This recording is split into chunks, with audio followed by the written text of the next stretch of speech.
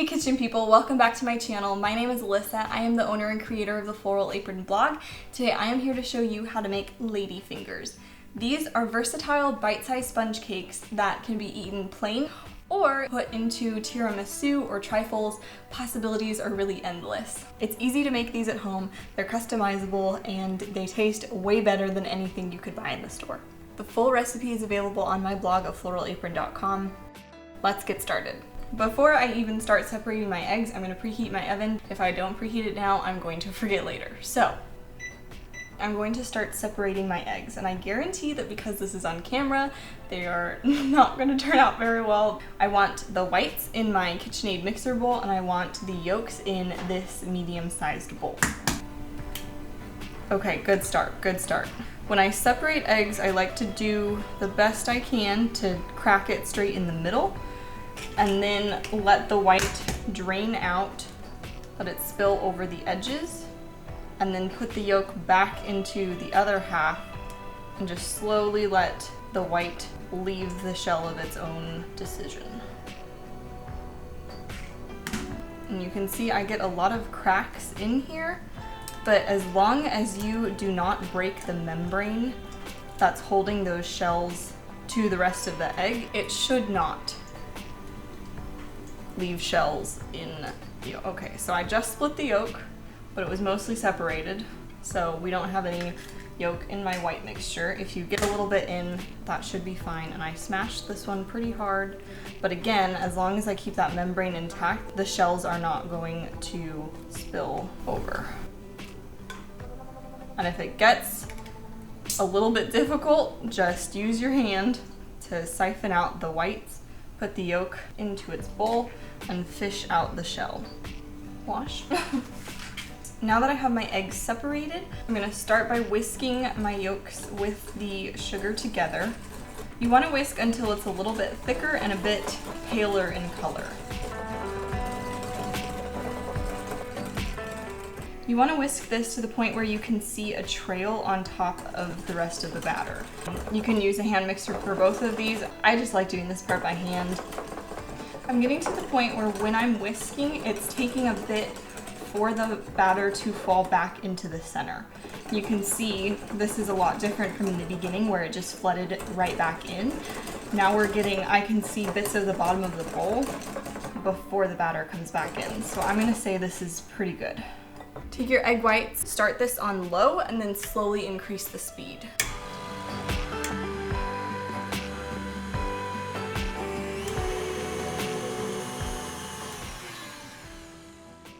And once my whisk starts leaving trails in the meringue, I start to sprinkle in my sugar.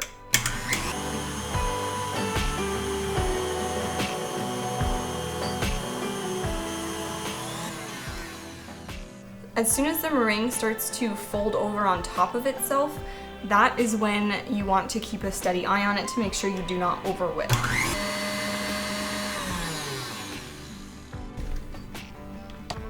This is what we want. Perfect. Now we'll add our vanilla into our yolk mixture. I do this after I've already mixed it all together because it whips a lot easier without an additional teaspoon of liquid.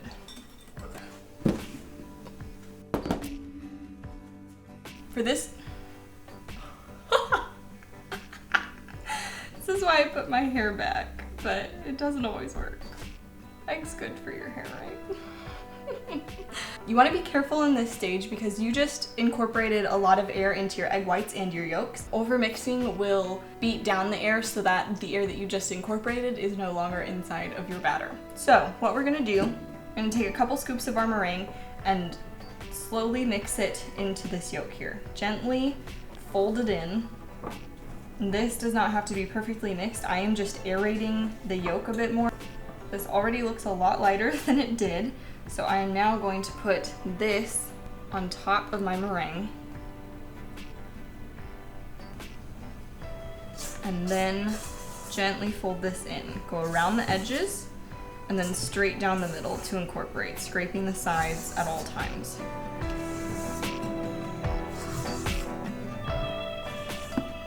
I have a few white streaks in here, and that's fine because we are going to keep mixing this once we add in our flour. We don't want to over mix at this stage. At this point, it's better to be under than over. For this recipe, I like to weigh out my flour. It is 100% doable if you do not have a kitchen scale. Just be very careful about how you measure your flour. You don't want to do the pack in. This is going to be a lot more flour than you actually need. Simply dip your spoon in and use a knife to even out the top. And that will be sufficient. And this is about a 1/2 cup scoop. I know that this flour, when I do a cup, it's about 145 grams.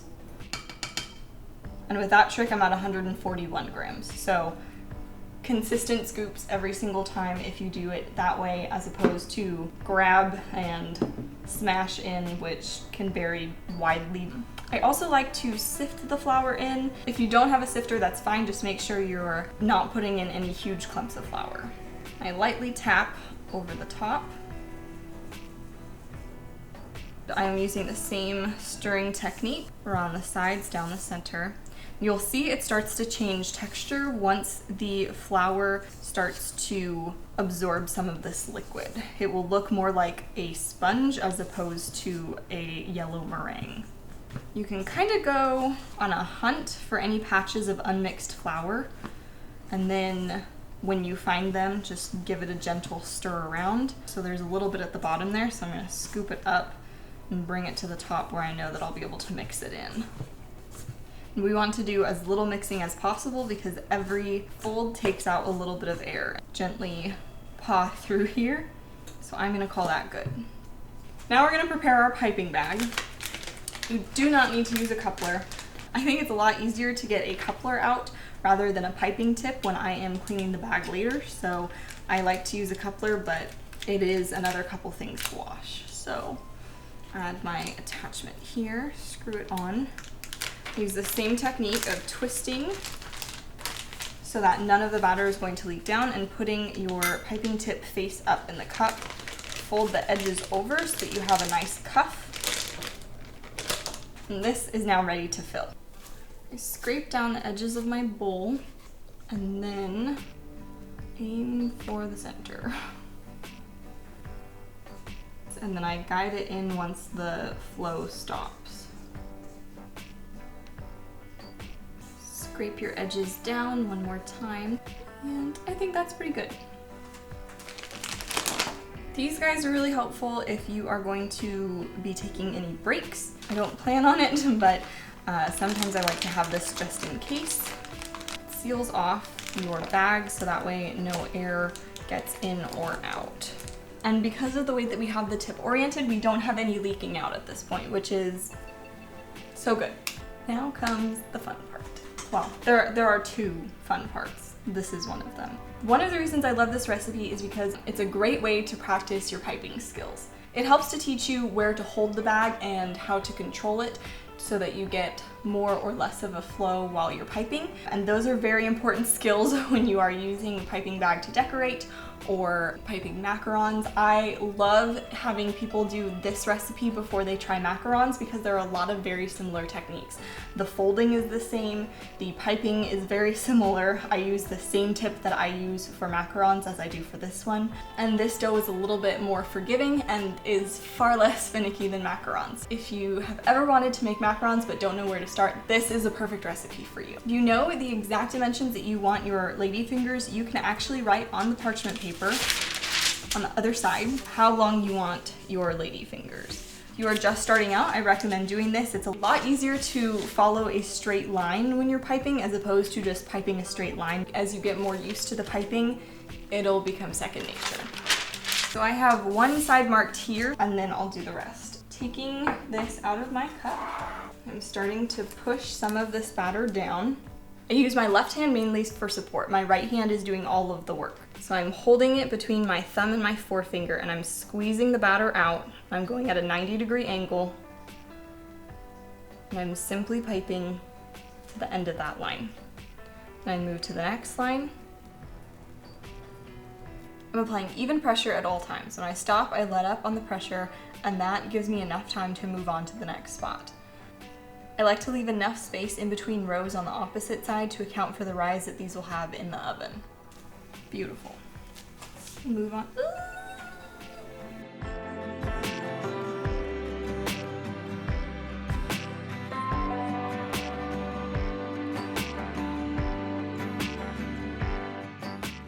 I have a little bit extra, so I'm gonna pipe one more here. I think the edge could use a little bit more. Once I get to the very, very end, I just call it good. There's hardly any left. Okay, now I call it good. Remember this butter knife? If you have any ladyfinger edges that don't look perfectly straight, take the edge of your butter knife and coax them back into a straight line. If you want the absolute crispest lines, I would recommend baking these on a silicone baking mat because the parchment paper does absorb some of this liquid and it wrinkles. If you're like me, you'll look at these and you'll think there's always something more I can do. Certain point, just stop, they're good. Leave them, move on to the next step. This is part number 2. That is my favorite part.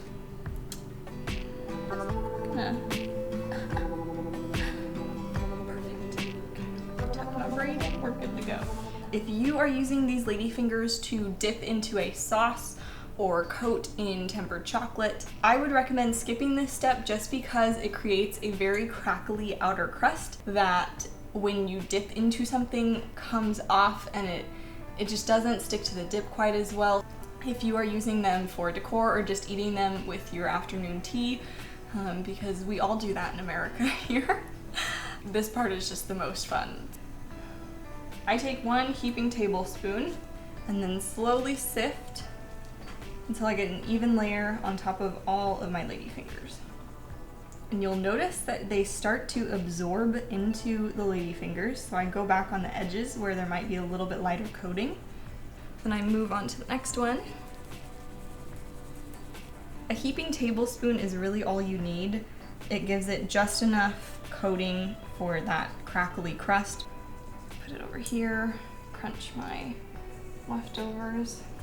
These are now ready to bake, so I'm gonna throw them into the oven for about 15 minutes at 375 until they are light golden on the very edges.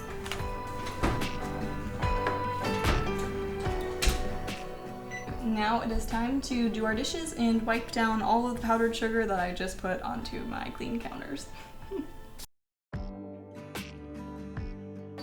These dishes really aren't too bad. You do have a couple of bowls because you have to mix the egg whites and the yolks separately, but these make quite a few ladyfingers and they are entirely worth it.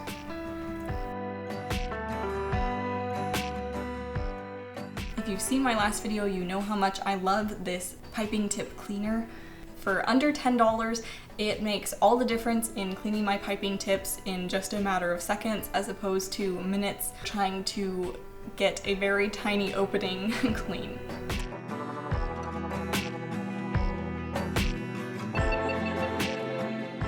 To make cleaning my whisks easier, I'd like to fill a bowl partway with water and whisk the water before the residue on the whisk has dried on. It just makes it a lot easier to get that residue off without actively scrubbing with a sponge or a washcloth. It works for all sorts of whisks, your stand mixer whisk, your hand mixer whisk, and just your normal hand whisk.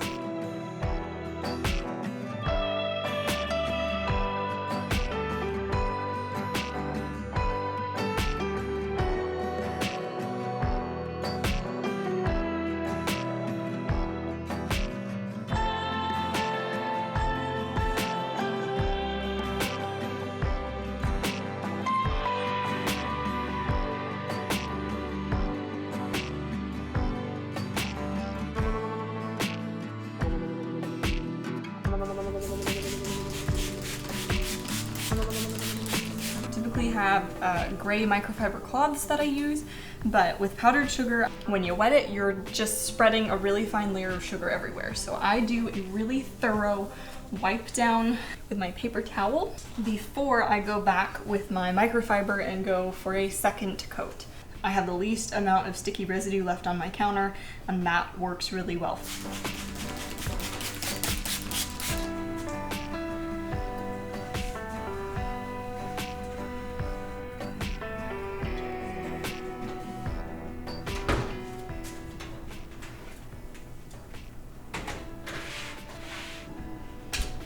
had this on my middle rack and they actually got a little bit dark on the top, which, wow, like look at how good that looks.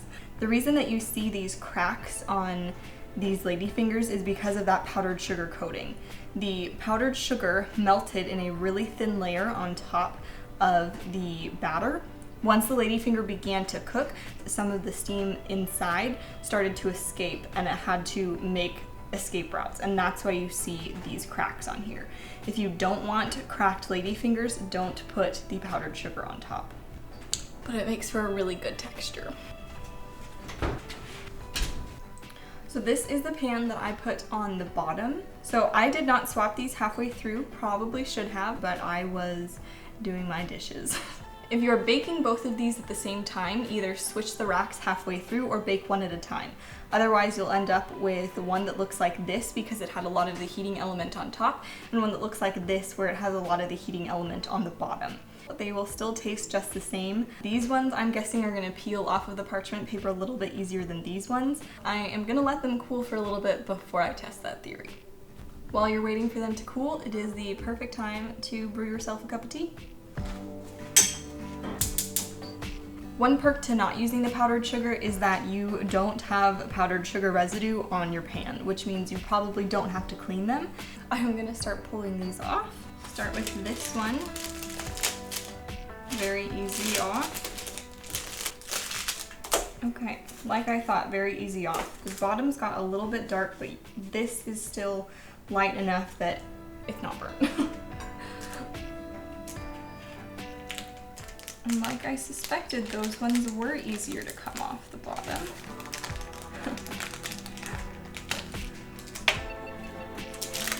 But just like macarons, you can roll the parchment paper.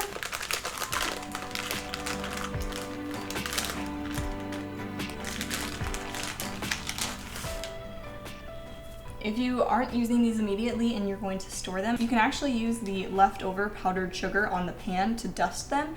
That way they don't stick to each other in an airtight container. These have been cooling for probably about 20 minutes and I am gonna eat them now, so.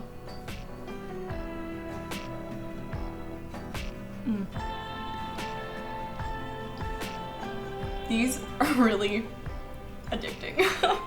It's one bite of sponge cake and it has just the perfect amount of vanilla to make you keep coming back for more. Because they don't taste too sweet, it's easy to eat a lot of these. I love the crackly coating on this. I haven't actually dipped these before, but I hear they're good.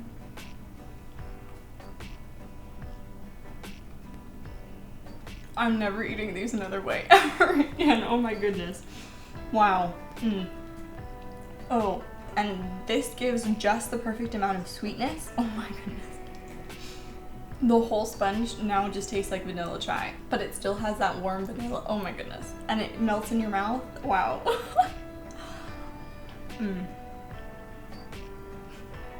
Okay, that is good. Whatever you like to drink, if it's coffee, if it's tea, dip your Ladyfingers in them. That is really good. I could probably eat this whole plate. They're just so light and fluffy and delicate that it's just, oh man. I'm stopping myself from eating a fourth right now. That's how you make Ladyfingers. Thank you so much for making these with me. Let me know in the comments below if you would prefer with a crackly coating or if you'd like them plain. I've linked this exact recipe in the description box to make it easy for you to find it. Thank you so much for watching and blossoming with me. I'll see you in my next video. Bye. These are so yummy.